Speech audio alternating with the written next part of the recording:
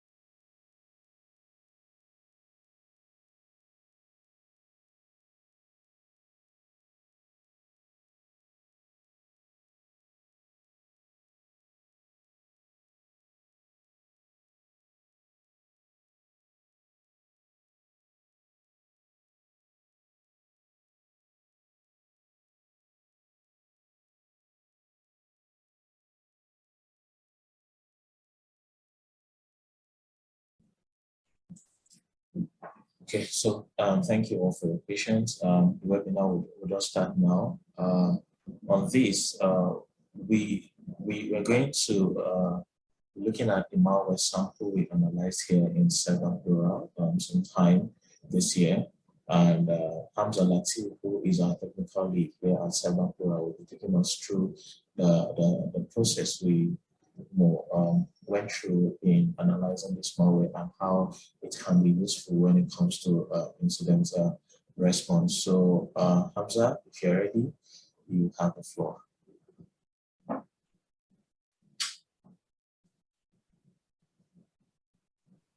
Yeah, thank you very much.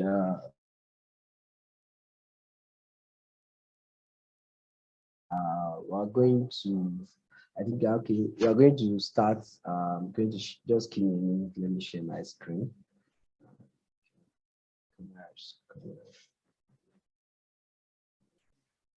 Can you see me? Is my Yes, video? we can see you.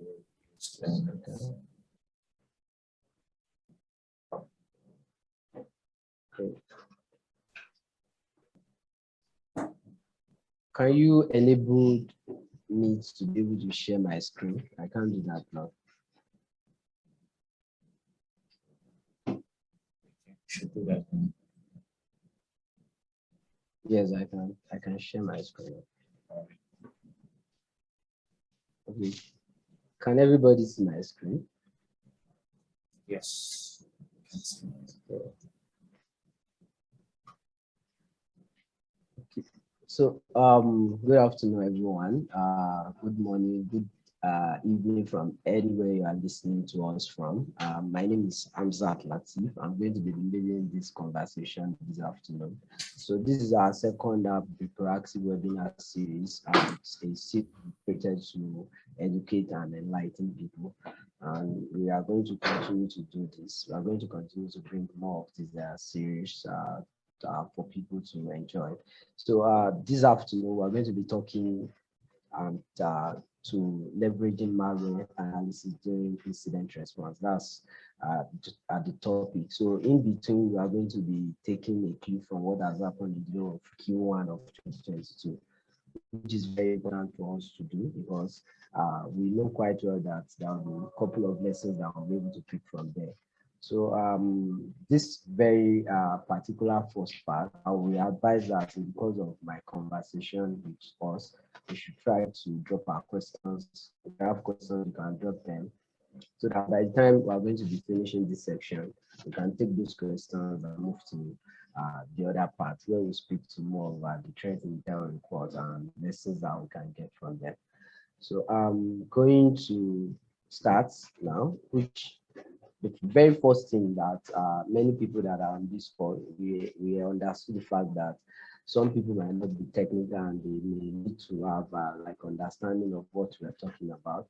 So here we mentioned the word malware analysis. So we need to give a definition of what this thing is, and that is the only way we can start. So we try to check a definition.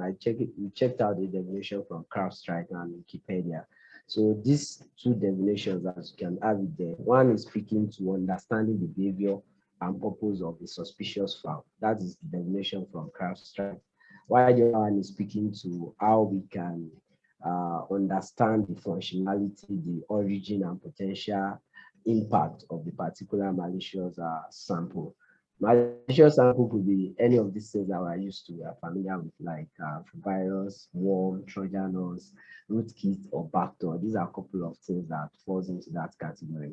But we should not forget that today we also have some kind of things that we call fileless malware, which is a couple of things that also fall into this category. So we are talking about analysis. We have to understand it. So in the course of in the world of incident response, it requires that we do like due diligence to identify the root cause of an incident. An incident is a security breach. It's a violation of a security standard behavior in an environment. So normally you have maybe certain users should not do something and decided doing those things. You have policies that have been designed.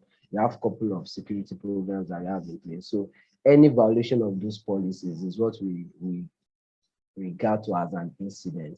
Oh, there's a data breach, they decide to steal some company's files and all sorts of things. Those are the things we regard to as incident. So if there's an incident, we want to see how to respond to it. And that is what gave back to these incident response processes that have been defined by what we call NIST. That's a standard called SP 861. So we have preparation as a phase, we have detection and analysis as a phase, we have containment, eradication, and recovery, then we have post-incident activity.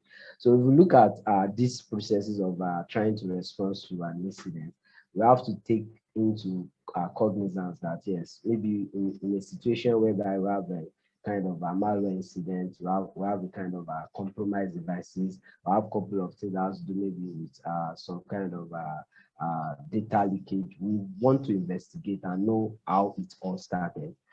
So in the process, we need to have the mindset of detection first. If we can detect, then we start thinking of further analysis. If we can analyze, we can start using that information to contain and ensure that yes, this malware did not spread to other part of the network or other sensitive servers the organization is having. So all these things are what the clue, the clue of our incident response are revolved around.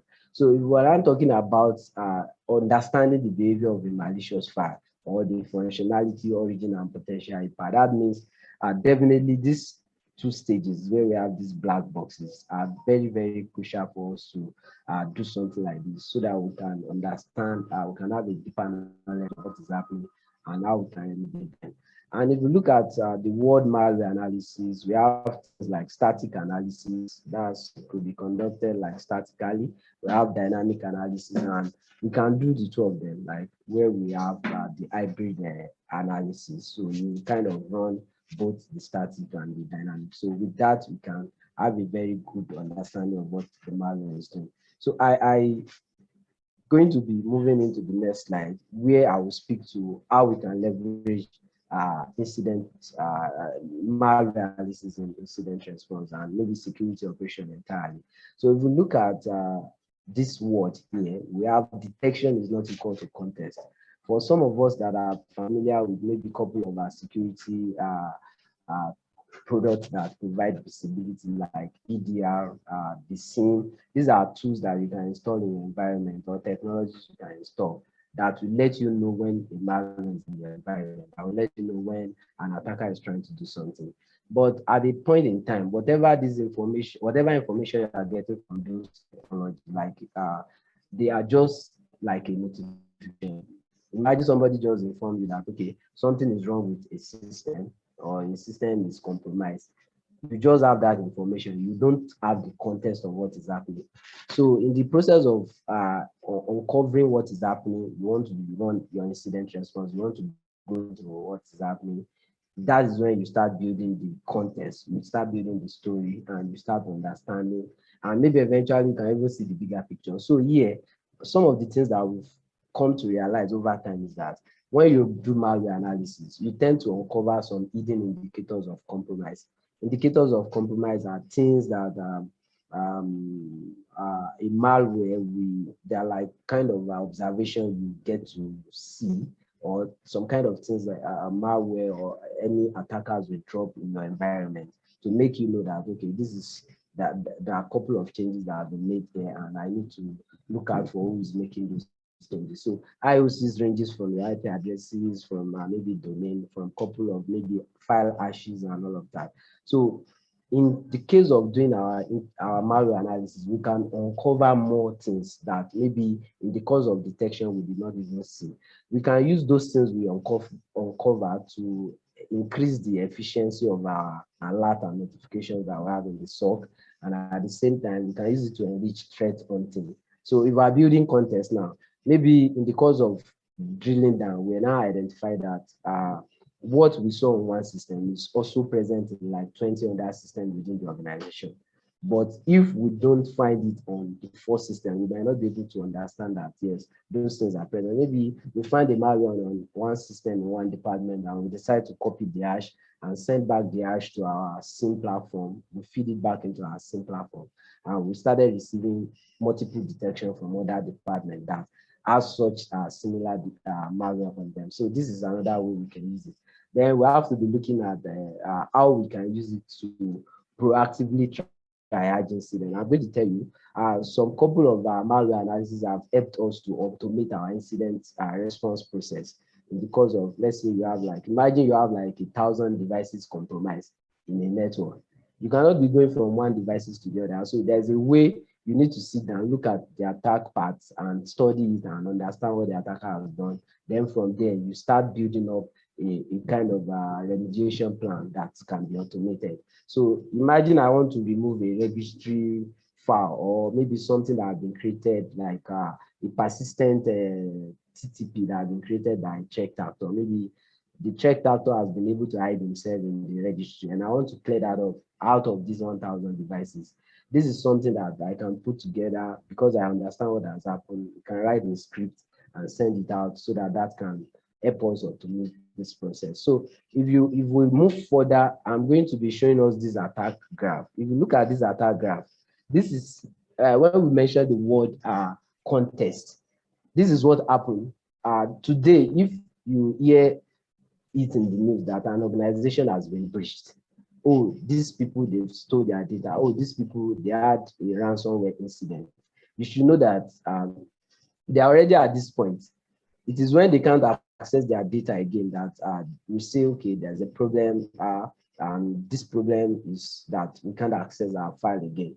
It's when they don't bring in experts, that's when they don't tell them that, okay, this is a case of ransomware, this is what has happened, this is what you need to do, and all sort of things. So they are already at this final stage. The attacker has already get to phase of cyber kill chain by stealing their data and trying to run them ransomware malware on the network and that server. So now, if we want to build context into what has happened, I want to know what has happened in the past. How did the attacker get to this stage? What has happened? So we want to understand this context. And if we're able to understand this context, how are we going to be able to remediate and contain this incident from happening again and understanding the root cause analysis? So in the course of the year, we've noticed that there are a couple of new TTPs, like we call that tactic, techniques, and procedure that attackers are using to kind of breach organization, especially when you are looking at gaining initial access into the organization. At the same time, we have this dwell time of the team. You know, an attacker can be in an environment for 20 days. The time between when you detect an attacker and the time the attacker entered the environment is what we call dwell time. In the past, before the introduction of these advanced security products like the SIM, the EDR, and co, it could take several months before we can detect that an attacker is already in an organization. But today, it is something that, because of advancement in technology, leverage of maybe artificial intelligence and machine learning, and all these ANN neural network components in analysis of events, we've been able to reduce that timeline. So in 2022, the average rain that we have is 56 days. Imagine an attacker is in your environment for 56 days and you did not know. That means there is a problem. The guys might have picked out a lot of credentials, might have picked out a lot of files, might have contributed a lot of things. So now going back to track what has happened and how it happened, what are the infected devices, what are the samples that we're looking for.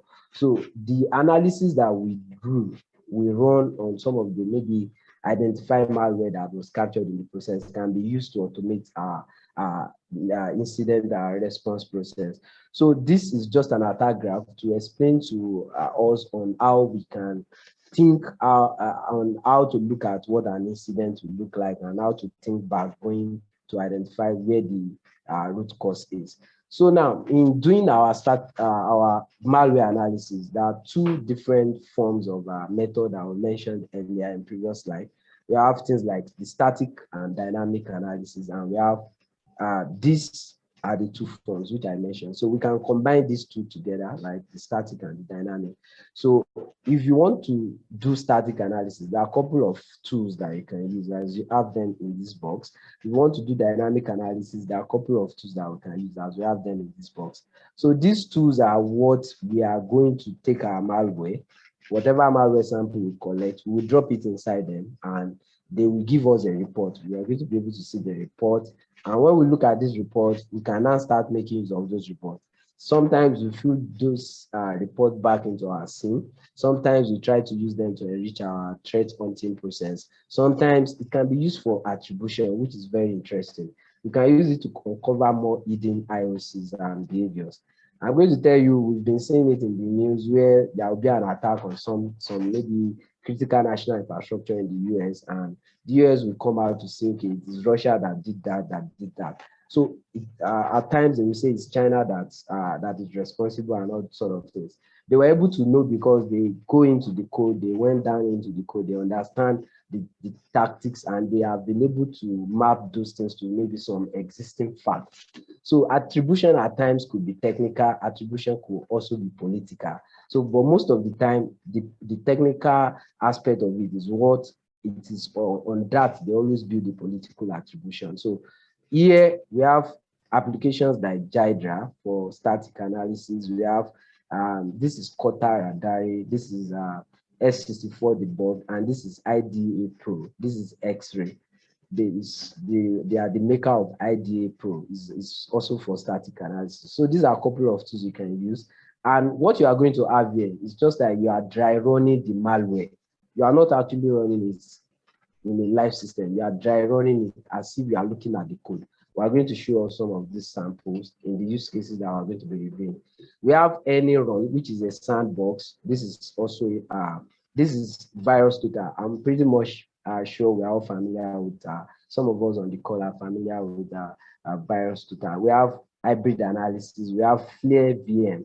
It's also a VM dedicated for incident response and malware analysis. We have what we call there's a sandbox from CrowdStrike. So they have a sandbox they call it Falcon sandbox. It's from CrowdStrike. Then we have this guy called Cuckoo. So when we're talking about the sandbox, like I mentioned the fact that we can study the behavior of the malware.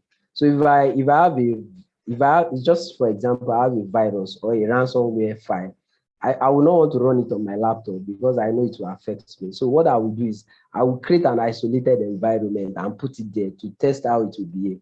This isolated environment is what we call sandbox.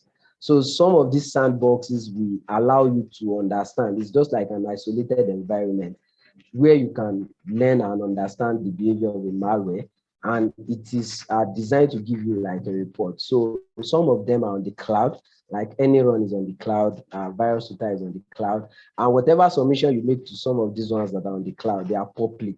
Other people can go there and see those submissions as well. So we need to be very careful. But let's say as an organization, you want to keep your analysis to yourself, the report of the analysis to yourself. You can set up your own sandbox lab where we can have a tool like Cuckoo. Cuckoo is a very popular sandbox that you can set up in an on-prem environment, and with that, you have control of the report. That report is not public, it's private to your environment. So for certain reasons, we need to understand when to use either the public platform like VirusTotal and Anyron. Although this platform also have a paid version, an enterprise subscription that you can take up to, and maybe submissions made under those accounts are not going to be made private. But that is just what we need to understand here when it comes to the different. So these are a couple of tools.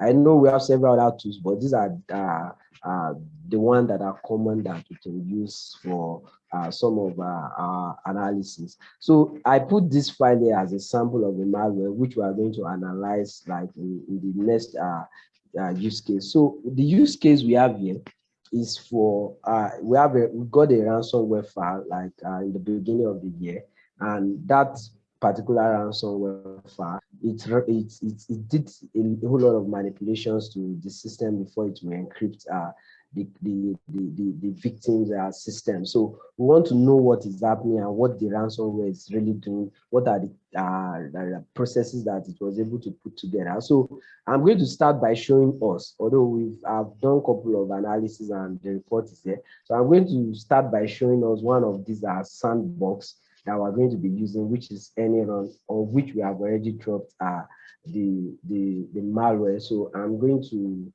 go out of my slide and call my I'm going to call my so just give me a minute. I need to stop sharing. Okay, I need to get that up. All right. So while Hamza is trying to fix that, bring up that screen, if you have any questions, please do well to just type them in the chat box. Thank you. So I think we can all see my screen right now, right? Sure. Okay. So we have this guy. So this is the malware sample. The malware sample is already added to this is the Anyron platform. So Anyron is a platform that you can use as a sandbox for malware analysis. So all you just need to do is to register, create an account, and you can submit whatever malware sample you have, and you'll be able to do the analysis. So the malware sample we are treating today, just like I mentioned, I mentioned the fact that it's a ransomware. So this, we just throw it into this sandbox, and this sandbox will give us the report. It's going to give us like all the analysis, all the network connection that the malware made in the process of executing it. It's going to be captured, the kind of request we are going to have that. I can check some other processes that was spawned in the course of this analysis. I can check the test report if I'm interested in looking at the test report.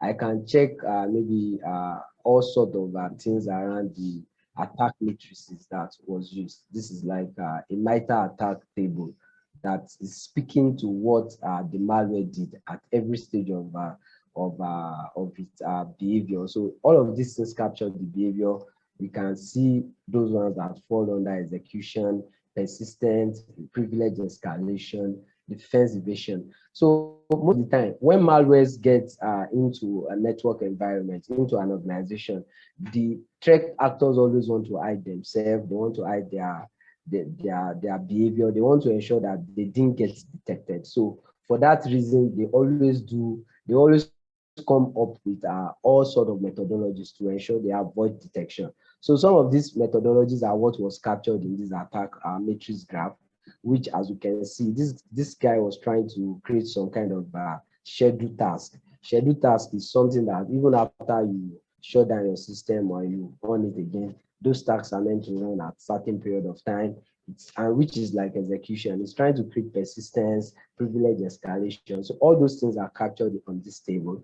If I look at the test report, so you can generate the test report, you can see what has happened, the processes, the static information. I can see everything that has to do with behavior.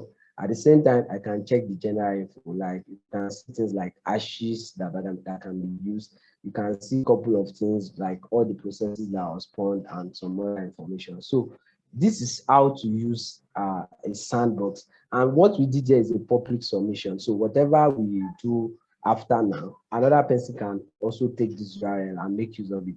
So this is how to have to go through. So you can check the process graph as well. Let's look at the process graph. If I open the process graph, we are going to see all the process that was spawned by this very particular malware. You can see most of these processes are legitimate process. So it is very easy. It's going to tell you what process is doing what at what time and what was the report that was given. You can see this is Chrome. You can see a couple of preferences that is captured. So if I click this, I should be able to see the data set inside it. So these and many more are the kind of data that we are going to be explaining when we go back on the slide, because I've already captured the summary of what we've been able to identify this malware to be doing. So this is a static, this is a dynamic analysis because we are using a sandbox. So as you can see, this is Windows. This is a window environment. So the malware was thrown into this environment, it was executed, and we are looking at the results. This I mentioned is a ransomware file. So if I come to check, I think you can see the name here. It's showing logbit, and this is ransomware. So if I search for the extension called logbit, I can see all the files that have been encrypted, and they are now having the extension called logbit. So this is how to use this. So now this behavior we are looking at now, if we try to take this malware and run it on a real system, this is what will happen. That is just that is what this report is telling us. So now we can use what will happen. Knowing what will happen now, we can use it to respond in an environment where this thing has already happened. And that's why we are trying to bring this correlation between leveraging malware analysis with during incident response. So going back to the slide, I'm going to go back to the slide so that we can use the summary that we have here to get our understanding of the use case. So we found out a couple of legitimate process was spawned by the malware. Immediately it got into that environment. You can see them here. All these VSSA admin, this is BCE edit, this is several of these applications that was spawned here. Most of them are legitimate application. But the end result is that the system got encrypted, and we have a ransomware note that have been dropped by the malware.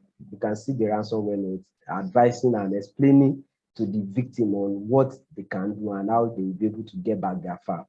So which is not promised. If you think you want to pay and get your money, your file back, it may be that you will not be able to get that, because there is what we call this double extortion tactics they use. They will tell you can get your file back if you pay, but when you pay, they will not give you the key, and that means they store your file, they encrypt the file, you are still paying them for free without you getting back the file. So it is not an advisable process to follow. So going forward, we are going to see the result of the dynamic analysis in full blown. we have this guy, we have read the computer name. The guy was reading the computer name. He's trying to check the supported languages. All of these are the things that this guy was able to execute. So one of the things he did, which is very interesting, was that at every point in time he's doing any of this, he's trying to clear its track. All these commands are commands for clearing your logs. So the malware is trying to clear its logs here. That is what this particular place is telling us. And a lot of encryption are taking place that dropped several files here. So moving forward with this analysis, you are going to see some other things that this guy did, because when the encryption take place and you try to get your file back, you can't even go and use your backup.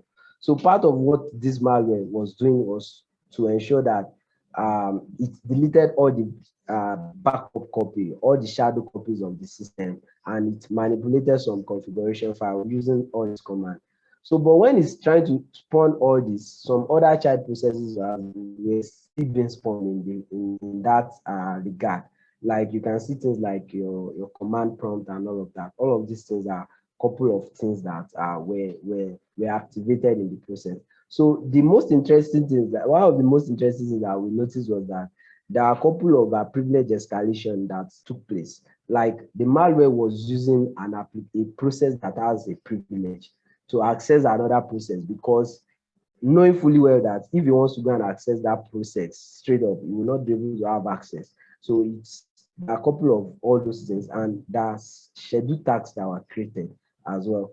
So part of the persistence mechanisms that was used was to create several files in the registry. The registry is a place where you can keep some kind of it contains settings of all our applications, hardware settings, and all of that. So a malware can manipulate those files to add its own persistence, some kind of configuration there as well. So if you don't know those configurations are there and you think you have removed the malware will still come back, because with those configurations, it will call itself back. That's what we call persistence. And as we have it here, all of these things are captured in different formats. You can see the auto run folder, which he had created a temp folder. We have the log bits, the session key was created in the registry, and a beacon file, the log bit was also created for Chrome folder, as you can see here. So we have a couple of IOCs as part of what was captured. So moving forward, we know fully well that most of these things that we observed during the dynamic analysis may not be every of the behavior of the malware. So the best thing for us to do is to do a static analysis, which I'm going to quickly show us. So we can use a tool. One of the tool I mentioned the other time is Corta Radari, which is a tool we can use for static analysis. So this is the malware that I've investigated. You can see it's just 146 kilobytes. If you check the property, you see the size. This is 146 kilobytes. This is the malware. So I can run a static analysis on this malware by using my Corta Radari application. So I have the application here. You can always download it. This is like a sandbox where I'm trying to test my malware like statically, because this is like a virtual environment. So I'm not running this on my system right away. So what I need to do is just to get the Corta Radari application up and throw this malware into it, and it's going to be able to analyze that. So if we are doing that upfront from the start, we just need to, this is the Corta application. So I'm running the malware.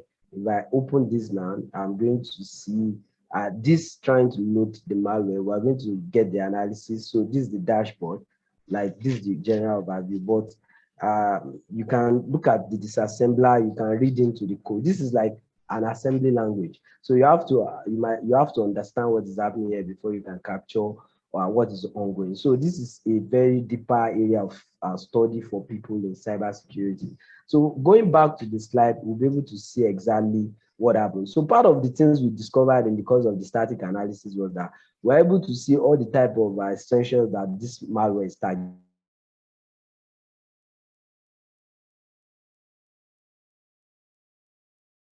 Some of these commands that we captured here during the dynamic, they were also captured here as well in the course of our static analysis.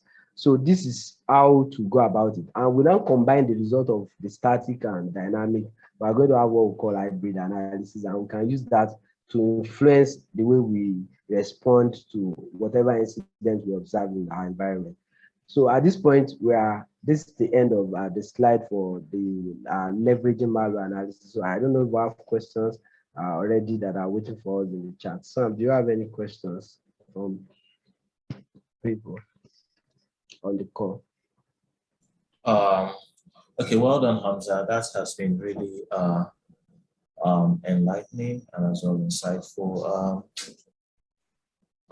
We do not have, okay, let's just take we have a couple of questions, but we'll take them after you're done. Yeah.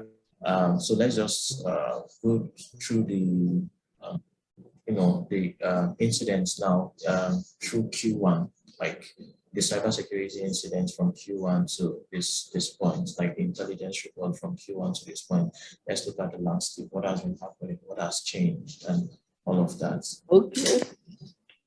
Thank you very much. So since we are going to take the question together, I'm going to be taking us to the second section, which we are going to be looking at the lessons that we might have picked in the whole of this first quarter. Yeah, this is going to be a very interesting section because yes, most of us have been following as well, and we are kind of familiar with some of the things we are going to be discussing here.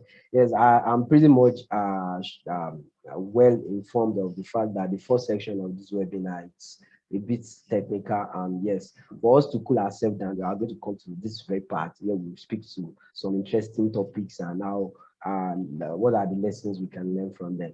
So basically, we are going to be speaking to all forms of incident that had happened, like from January 1st to up to this point, like the cryptocurrency and finance, the ransomware, cyber conflict. We have breaches and data leak. We have a couple of works we are doing around the dark web and our hosting as well. Then we are going to be speaking to vulnerabilities and CVEs. So moving forward, the very first month of the year is January. And what I want us to pay attention to in this section of my slide is that you see that there are different colors. So what I have in the blue box is there are companies and organizations across the world that have been a victim of either a data breach or ransomware incident just in January 2022. And you know, most of these things you only get to know only companies that reported their incidents. It's not everybody that is reporting, which is one of the problems we're having in Nigeria.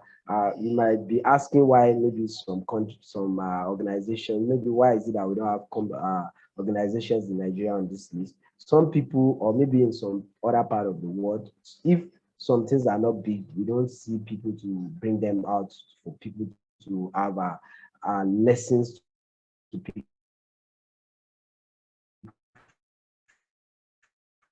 from them. So if you look at this, they've been subject to attack in some forms. So like we have the Onos, which is a Vietnam trading platform. They are into crypto. I think these guys breached their network. They stole a couple of data and asked them to kind of pay some kind of ransom to get those files back. Like Shutterfly was also at, if you look at James All and Co., US Police Department, the Central Bank of Indonesia, including this Ensud, which is a German defense contractor.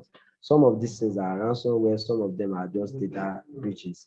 So then we have this other area that's where all this box here, this box down here, which is the ash boxes, speaks to products that we use in our environment that have recorded a very high severity in January 2022. Several vulnerabilities have been detected on these platforms, on these technologies that organizations are using.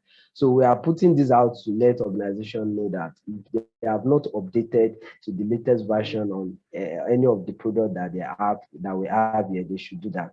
So looking at what we see as very interesting stuff in 2022 January, we noticed that there is this threat actor group called Fin7, and these guys are trying to send across malicious USB devices to various organizations in the US. Imagine like organizations like transportation, insurance, and defense industry. They are sending them malicious USB. So this is a social engineering attack. So we should be weary of situations whereby we receive a gift. We should not, because it's a USB drive, then we plug it on our system. We don't know what can happen. So this is a tactic that these bad guys are trying to use. We noticed that in January, the Revu ransomware group was arrested, which is a very interesting news for to serve as deterrence to other ransomware group. But it turns out that many reformation of groups happened immediately after this arrest, and some new name came on board in the process. So we also have in the news that there's this malware dubbed as a BHB that is stealing that's targeting crypto wallets all across the world, and specifically it was targeting places like India and some other Asian countries. So this is a tactic that was observed in 2022 January. In Nigeria, we have a couple of arrests that was made. I don't know if you know of this business email compromise group. That there is this particular campaign that Unit 42 of Palo Alto have captured. They've been tracking, I think, since 2018. They call them Civateria. They are a group of business email compromise threat actors. So I think of recent, in the beginning of the year, they arrested like 11 suspects that are signed, that are connected to this international campaign. So then this Lazarus group, they are very popular APT group. They've been observed to be using what we call the Windows Update client as living off the land to run malicious code within network environment. They want to just get users to get to be able to run their malicious code. So they have been leveraging this, and they try to deliver that through what we call a phishing campaign that's targeted maybe people that are looking for job. So if we look at this is everything that happened in January. So going to February, we have similar stuff. I don't know if we remember in 2021, there's this very particular incident against Colonial Pipeline. It's a ransomware incident. So we've seen some of the replay of attack that was observed in 2021. There are a couple of replay of those attacks in 2022. Like Netherlands, Germany, and Belgium, they have a couple of oil port terminals that they share. And 17 of these port terminals is a very significant ransomware attack. They got attacked, and these guys, they deployed ransomware all across the 17 ports. So it caused a very huge downtime, and so these are kind of critical national infrastructure that have been attacked. So we have Puma as a company was also breached. We have KP Snacks, is a British food company. Then there's this company called News Corp. They are into investigative journalism, and I think some couple of APT group from China was captured to have access into their network, and they access some of their data. So also we noticed that a couple of technologies like the Samba software, Apple, WordPress, Mozilla Firefox, that are severe vulnerabilities that were recorded on them in February 2022. So if you have any of these products in your environment, please, you need to update them. If you are using your browser, you are using your iPhone, you are using all sorts of things that belongs to products from these vendors, you have to please update them, which is very important. So some of the interesting things that we captured here for this month was that there is this popular Microsoft Office feature. We call it macro. So this macro have been exploited. Is a component that is useful for Microsoft Offices and all these Microsoft documents that we have on our system, every those things to get initial access and to get people run their malicious code. So for that reason, Microsoft has announced that they will be removing that features from their product, which is a win. Is going to be a win on the part of the blue teamers, because that means macros is no longer a vector and attacker we used to gain initial access into the environment.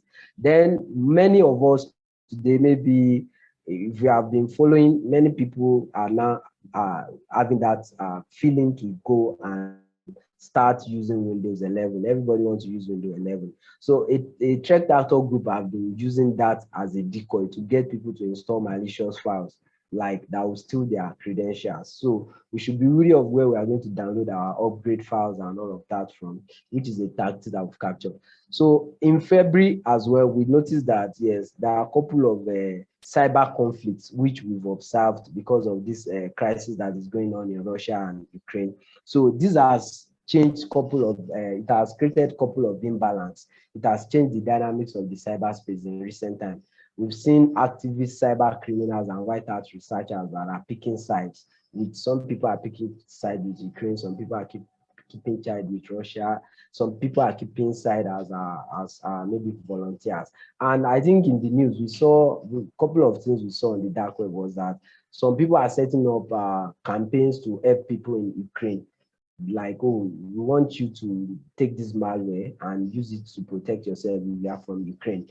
But they are saying that we want you to take this software to protect your laptop to stay safe from the attacks that are coming from Russia. But those things that they are giving out, eventually they are not something that can protect their people's laptop. They are truly malware, but because they are taking advantage of that conflict, that opportunity, these are a couple of things that I've seen.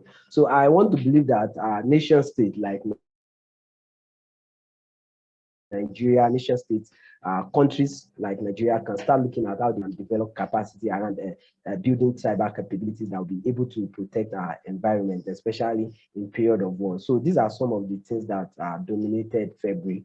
And Ukraine as a country, even Russia as a country, they've experienced a series of targeted attacks in different areas of their critical national infrastructure, ranging from defense to public radio to national banks and websites. So these are a couple of things that we observed in February. Then as the month was ending, we discovered that there was this interest group called Lapsus, which came into limelight towards the end of February. They eat NVIDIA, and that is what bring a particular thing for March. So the whole of March, I think these guys, they were doing a whole lot of funny stuff, and they were able to made it to the media, and that's really most of the things most of the incident that they perpetrated made it to the media, and they got that attention they were looking for.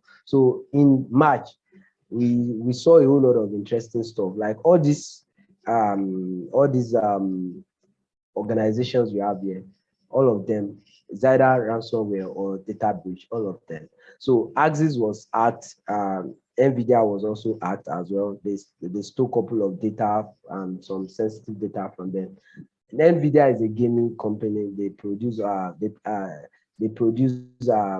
GPU. They are into production of GPU for organizations, and so they powered gaming and all these VR platforms. So imagine a group hacking into their stuff and going out with their source code, and they can manipulate some of those things, and that means it's a very big blow on them.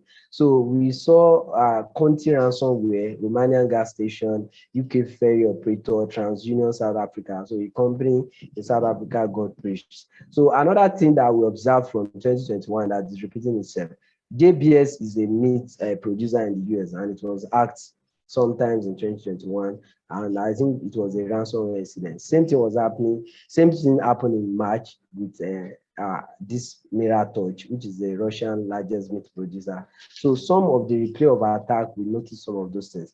So Conti ransomware got their internal chat leaks, and this was a very interesting story.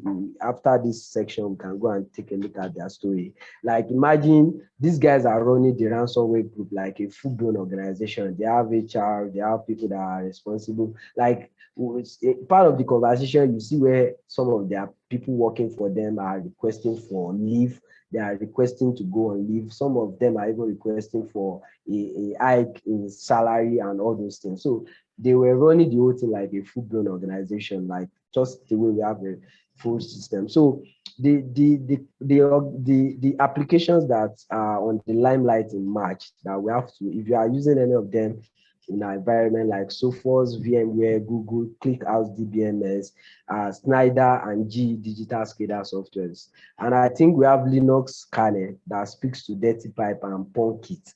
All these things are high-level vulnerabilities that if you have any of this, we should have resolved them. So some of the things are we also, the cyber conflicting continuing to March 2020, as you can see. Then the log4j vulnerability.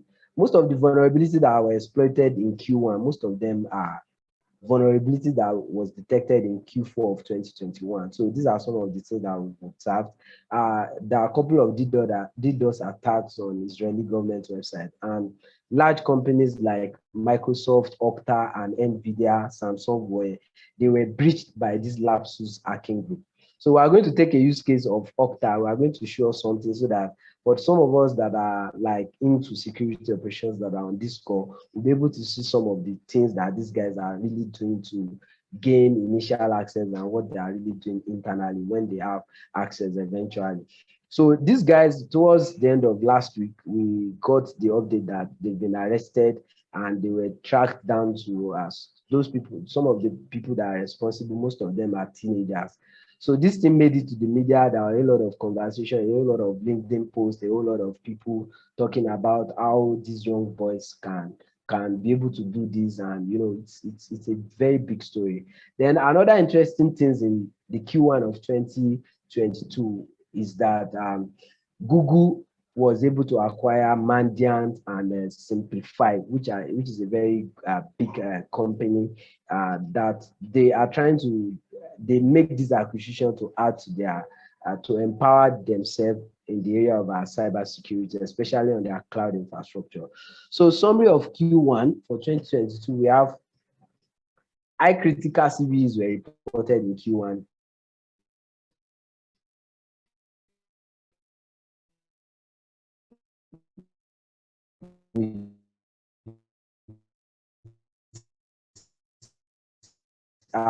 Patches are available for Cortex that are still being exploited.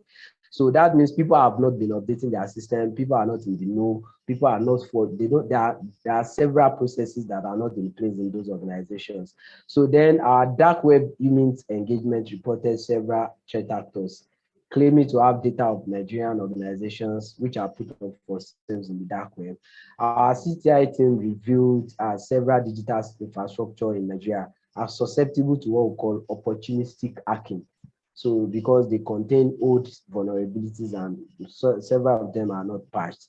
Then misconfiguration, insecure design, lack of proper logging and monitoring are identified to be top flaws of web applications that we've tested in Q1 of 2022. So on the targeted attack that I mentioned before we close, this is if you can look at this screens, this is how the Lapsus guy breached the customer support third party that is working for Okta, and they use that system to gain access into the Okta environment as claimed by them. So what those guys did is so interesting. If you can look at where I'm pointing the mouse, those guys have access into the system. They created another account, like remotely. They created another account. They use process hacker to identify all the processes that are running, and they were able to stop the fire endpoint services that is running. So all these things are manually done. They did not use any,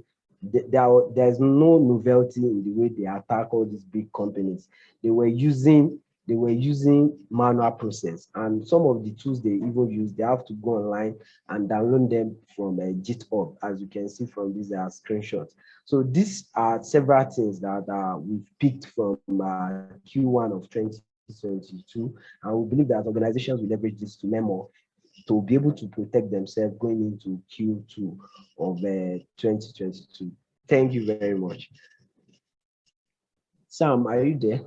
Yeah, thank you very much, Hamza, for that insights.